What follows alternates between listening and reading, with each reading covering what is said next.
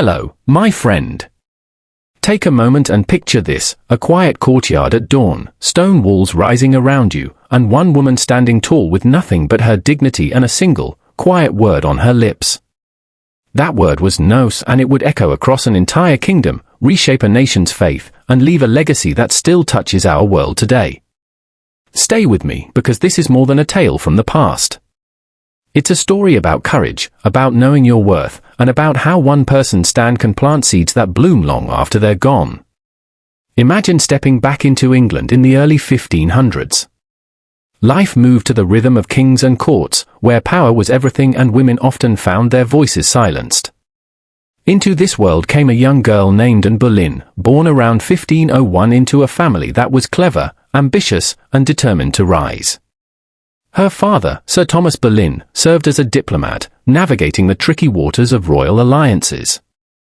Her mother brought noble blood from one of England's most respected houses, and grew up with an older sister, Mary, and a brother, George, in a home that valued sharp minds and bold dreams. When she was just a girl of about 12, her father saw an opportunity and sent her abroad to the grand courts of the Netherlands and then France. Those years would shape her forever. The French court sparkled with art, music, poetry, and ideas. There, and soaked up everything like sunlight. She mastered the French language, learned to dance with grace, to play instruments, and to hold conversations that sparkled with wit and intelligence. She read deeply, explored philosophy and faith, and watched how clever women could influence events not through force, but through presence and poise. By the time she returned to England around 1521 or 1522, she wasn't just another young lady at court. She carried herself with quiet confidence, dark hair and eyes that drew attention, and that famous graceful neck. People noticed her, not only for how she looked, but for the way she made a room feel alive. And one man noticed her more than anyone else. King Henry VIII.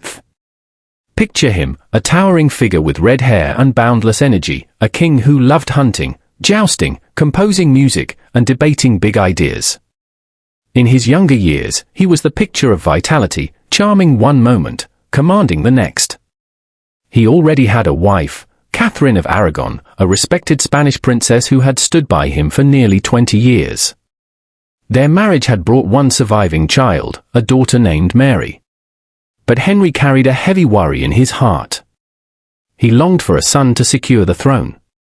Memories of the Wars of the Roses, when England had torn itself apart over succession, still haunted the kingdom.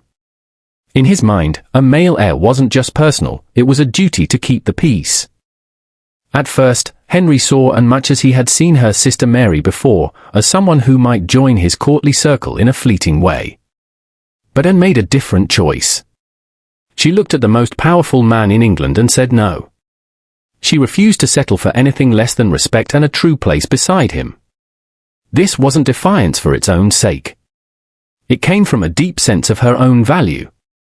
She would be his queen or nothing at all. Can you feel the weight of that moment, my friend? Here was a woman facing a king who could change lives with a single command, and she stood firm. Henry was stunned. No one refused him. Yet her strength only deepened his fascination. He began writing her letters filled with longing, passionate notes that still survive, speaking of his heart and his hope that she would one day share her life fully with him. And held steady. She responded with care and patience, never rushing, always aware of the stakes.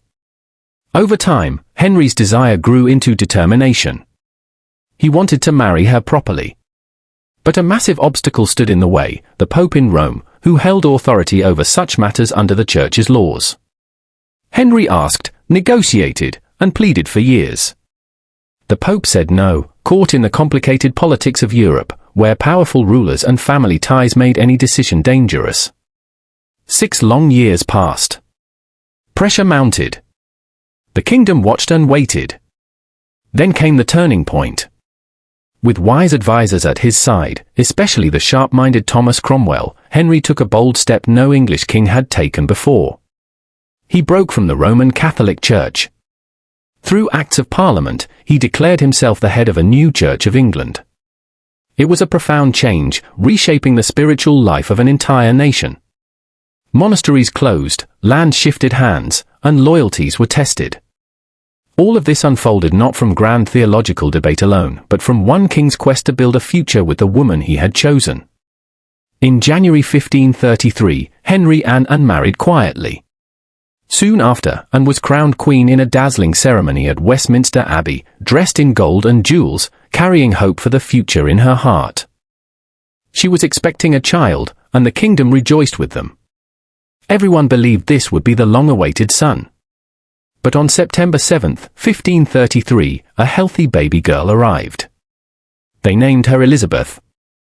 Henry felt deep disappointment, yet none of them could know then what a remarkable path lay ahead for that little girl. Anne faced the challenge with grace. She tried again and again to give Henry the heir he sought, but further pregnancies brought heartache and loss. The court's mood shifted. Henry's attention began to turn elsewhere, toward a quieter presence named Jane Seymour. Tensions grew. In the spring of 1536, accusations swirled around and serious claims that historians today widely view as untrue and carefully arranged. She was taken to the Tower of London, the very place where she had once prepared for her coronation. There, she faced a trial that moved swiftly. Despite the unfairness, Anne carried herself with remarkable dignity. In her final days, she moved between moments of hope and acceptance. She even found room for quiet humor, joking lightly about the skilled swordsman brought from France and touching her neck with a gentle laugh. On the morning of May 19, 1536, she walked calmly to the scaffold in that stone courtyard. A small crowd had gathered. She spoke her last words with poise, praying for the king's long reign and praising his mercy. Then, in one swift, merciful stroke, her life ended. She was laid to rest quietly within the tower's chapel. Her daughter Elizabeth, just a toddler, would grow up with little direct memory of her mother. The crown declared the child illegitimate, and Henry moved forward, marrying Jane soon after. He would have 6 wives in total, but history remembers Anne's chapter vividly. Yet this is where the story transforms in the most beautiful way. Years later, that little girl Elizabeth rose to become Queen Elizabeth I. She ruled for 45 remarkable years, guiding England through challenges with wisdom and strength. She famously declared herself married to the kingdom itself, choosing independence and service over personal alliances. Many believe the lessons from her mother's life shaped her deeply. Elizabeth kept a special ring close, one that held tiny hidden portraits, one of herself and one of Anne. She carried that quiet connection through her reign, a reign that brought a golden age of culture, literature, and security for England, including the defeat of the mighty Spanish Armada. My friend, Anne Boleyn's journey reminds us that standing for what you believe in matters.